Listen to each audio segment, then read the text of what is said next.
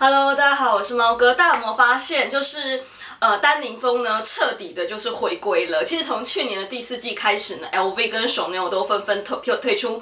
牛仔就是丹宁系列的包款。那其实去年呢，大家会先看到的是，我先前跟大家介绍过，就是这个 Nigo 系列的。牛仔的一个包包系列，然后当时它出了就是我手上的黑色，然后也有蓝色的丹宁包款。那在那个系列里面呢，我跟大家介绍过，我个人最推荐的就是我手上的这只包之外呢，另外一个就是我觉得还蛮可爱的日系饭盒包，我非常的推荐给大家。那如果大家现在有机会可以碰到这2只包呢，然后你又刚好喜欢牛仔系列的，我觉得可以考虑入它。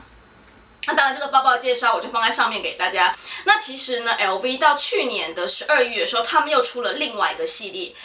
是他们真正的牛仔丹宁系列的包包。那这次系列里面呢，出了2个颜色，除了大家很熟悉的蓝色之外呢，它还出了粉红色。对，就是照片里面那只粉红色的 Nano Speedy， 应该是很多人已经看到，就是国内外有纷纷一些 YouTuber 和博主都已经开箱了这只包。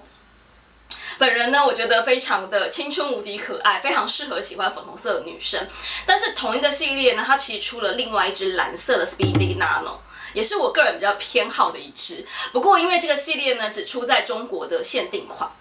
其实他们这次的这个系列里面，我觉得最美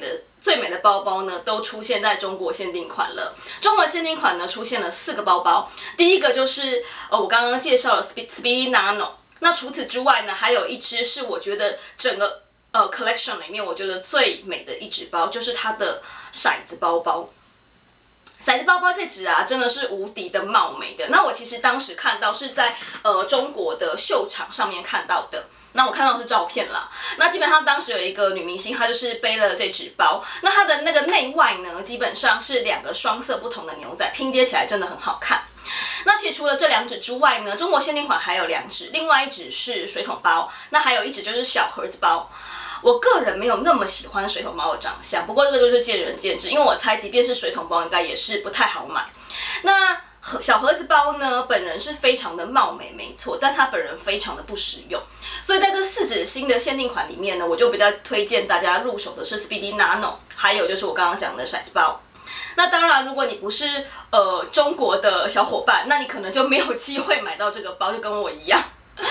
那其他International 系列的里面又有哪些包包呢？其实这次它真的出了蛮多包款的。在International 系列里面呢，我自己比较推荐的其实是 Loop， 就是弯月包，也有人称之为豌豆包啦或半月包。那这只包呢，原因是因为它有非常多的背法。那其实我觉得它最好看的背法呢是2个背法，一个就是你用它的原本的皮肩带做斜挎背，然后或者是你用它的金属肩带做单肩背，都挺好看的。那除了这只包之外呢，它还有出就是达芙妮款。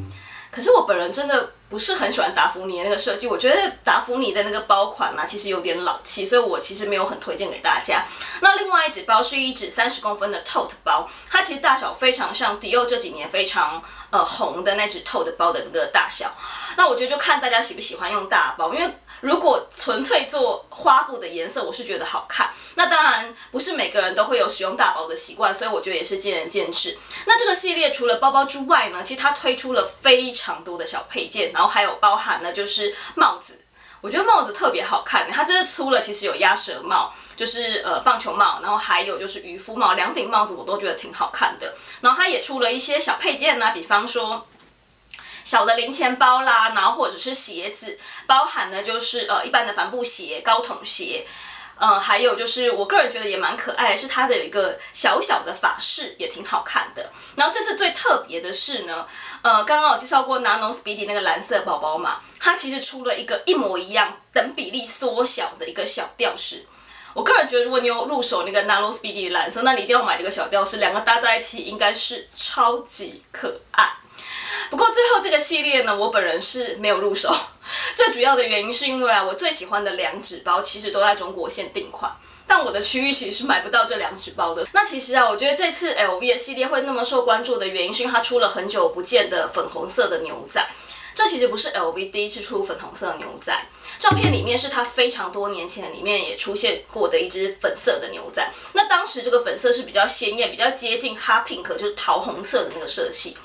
那这次出的呢，其实是比较温柔、比较浅一点的颜色，就是有一种樱花粉的感觉。那其实大家比较常看到就是 Nano Speedy 那只粉红色的包包嘛，跟它的粉红色的就是布鞋、帆布鞋。但是其实它还有一个，我不确定它到底会不会出。那其实之前也是 Sales 传给我看的是粉红色的 Loop 的这只包。不知道会不会出，也不知道这个会不会最后也是变成所谓的中国限定款。那讲到牛仔包，就不可以不提到，我觉得就是专门出牛仔包出的非常好看的 Chanel。其实 Chanel 的牛仔包啊，其实在去年第4季应该有很多 VIP 都已经订购，就是它的牛仔金球包。那牛仔金球包其实出了三只包吧，我记得，就是照片里面的就是有一个腰包，然后还有就是我们大家最常见这种迷你口盖包，然后还有一个 Wally on Chain。这3只包里面，其实我个人最不推荐的是 Wally on Chain 的这只包，原因是因为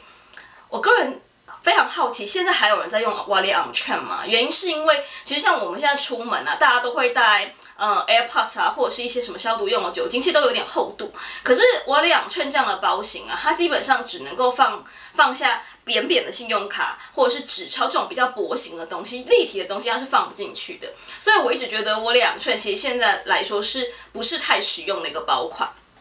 那大家应该有陆陆续看到有很多 YouTuber 已经开始开箱，就是这只就是金球的牛仔包。当然，如果你有机会被 offer 的话，我个人我觉得碰到这只你还是要拿下的，因为这种包通常如果有一天你要去二手找的时候，通常只会更贵而已。那其实这只包非常像多年前出的一只包，唯一的差异是有金球跟没金球。那当然，如果大家错过了去年第4季订金球的机会呢，也没关系。其实它最近又上了一个新的系列，这次新的系列这只包呢，基本上它是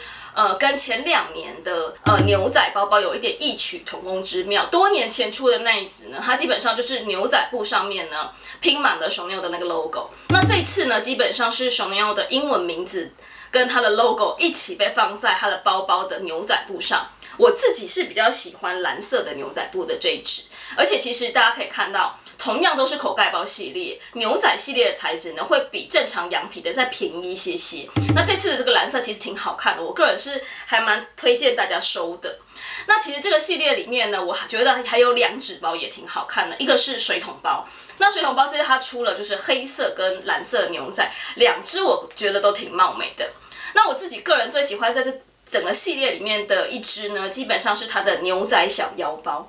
重点是这只包的价钱真的超级亲民。大家都知道，现在Chanel的废包其实都已经一只包都要6、7万了，但这只包竟然不到5万块，4万多。所以我猜测这只包在柜上应该是也是疯抢的状况。如果大家有碰到呢，千万不要放过。那最近呢，其实他们出的废包呢，我个人都觉得是越来越厉害了。虽然还是一样的这么不实用，但是它用了各式各样的方式，包含了把它的链子变成珠珠啦，其实挺好看的。珠珠的链子呢，搭配这种浅色的羊皮，真的非常好看。然后另外呢，黑色的这种腰包呢，它也做了非常多的变形，包含了旁边有一些金属的小包包的一些吊饰在上面，也是我觉得应该也是会很多人非常喜欢的。